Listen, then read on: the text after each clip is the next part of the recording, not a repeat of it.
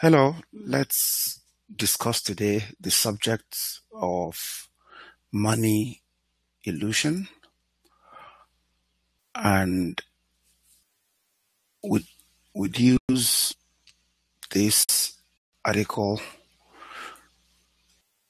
which does a good job of distilling the key concepts.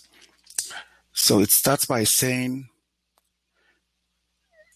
Henry Ford, the founder of the Ford Motor Company, once said, "It is well enough that people of the nation do not understand our banking and monetary system, for if they did, I believe there would be a revolution before tomorrow morning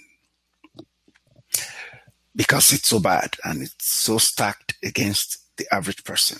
But thankfully, ignorance is bliss.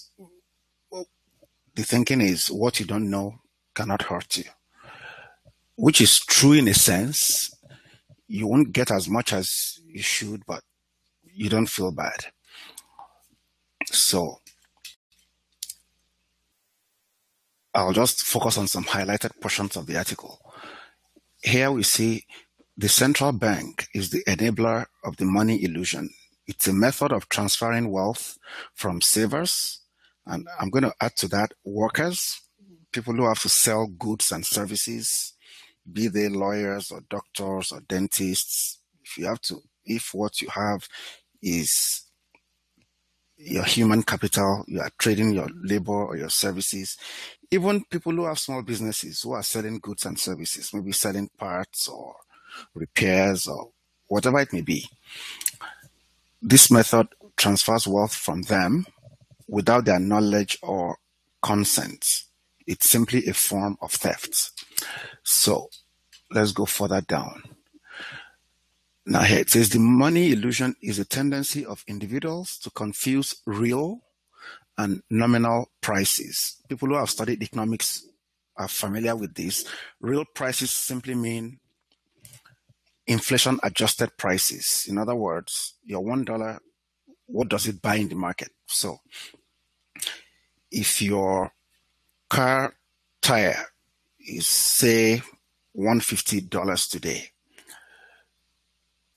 and you come back next year and it's 160, for example, it may still be that nothing has really changed in what the economists will call real terms, simply because maybe when you adjust for inflation, the 160 of next year is the 150 of today.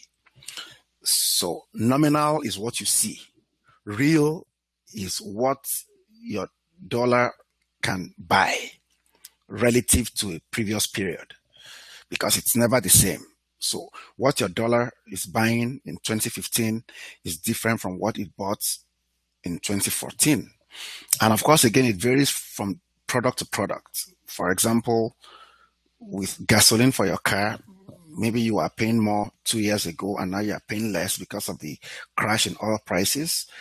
But when you look across a wide range of goods and services, the general trend is always that the dollar of 2015 buys less than the dollar of 2014, which is also, going to buy less than the dollar of 2013 and so on.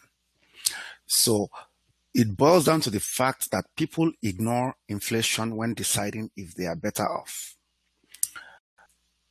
So assume, for example, and that's the brown highlights, assume you are a building engineer working for a property management company making $100,000 per year. You get a 2% raise, so now you are making $102,000 per year. Most people would say they are better off after the raise. But if inflation is 3%, the $102,000 salary is worth only 98,940 in purchasing power relative to where you started. So you got a $2,000 raise in nominal terms, but you suffered a $1,060 pay cut in real terms. So most people would say you are better off because of the raise, but you are actually worse off because you've lost purchasing power. The difference between your perception and reality is money illusion. And the impact of money illusion is not limited to wages and prices.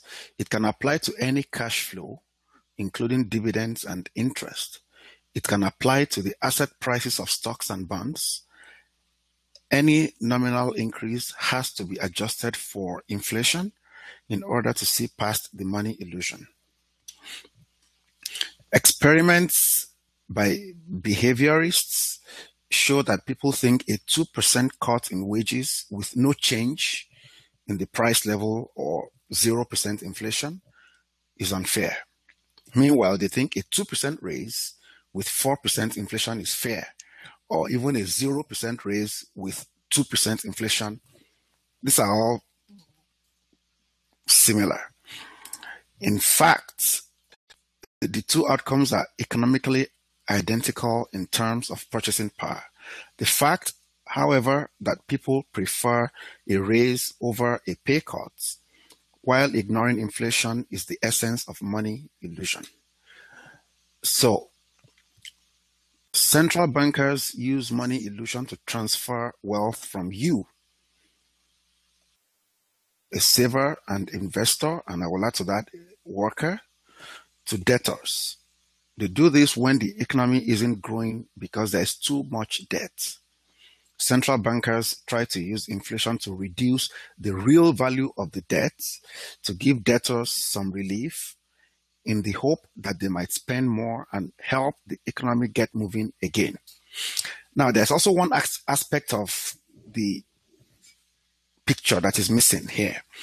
The engineer in the example who got a raise from 100,000 to 102,000 has also probably not accounted for the fact that taxes are going to take a bite out of whatever he or she is getting that is additional. So, for example, if you live in Canada, say in British Columbia, and your income moves from 100,000 to 102,000, you're going to fall in this band. And your marginal tax rate in that band is 38.29%. So for every dollar you get over and above the 100,000, you're going to lose 38 cents or thereabouts. And if you live in a place like Quebec, you're actually going to lose more. In Quebec, your marginal tax rate for that band is 45.71, almost 46 cents on each dollar you get additional. So, but your employer is going to tell you, oh, I've increased your salary from 100,000 to 102,000, as the case may be. But when you look at all the various places in which you're going to suffer leakages like taxes, what you're really getting by way of an increase is probably a loss when you factor in inflation, which is a major expense for workers, savers, and so on. And the other thing here is that this paragraph talks about central banks using this money illusion to transfer wealth from workers and savers to debtors. Now, the people who benefit the most from this are the people who borrow on a large scale, like the billionaires do. In fact, right now, billion-dollar corporations and billionaires are able to borrow, in some cases, for as low as 0.5%. Now, if you can borrow through the capital markets at 0.5%, and you can also get returns in the market of even 3% or 4%, that's stable, say maybe from commercial real estate, then you have a license to print money, because you cannot go wrong. You borrow for 0.5%, and the rent you collect less your costs give you a return of 3, 4, 5, 6, 7, 8, 9, 10%. Then you're just printing money. And the people who are saving the money in the bank that you are borrowing, or maybe saving it in their retirement savings or college education savings for their children, are the ones, in a sense, increasing your return. But they don't know that. All they get told is that, oh, right now you can only get 1% or 0% or 0.25%, depending on where you live and what returns you are getting from various instruments. So this is another reason why it's important to pay attention to the fractional billionaire project and not limit yourself to seeing things the way everybody sees it. Like, we're talking 99.5% or more of the population, but you want to see it the way the privileged few, less than 0.5% of the population, the way they see it, the way they profit from it. That's what you want to do. Most people are afraid to borrow, and that makes sense because when they borrow, they have to pay for it. They have to go to work and pay for it, be it a mortgage or a car loan or credit card or store card or whatever other kind of loan they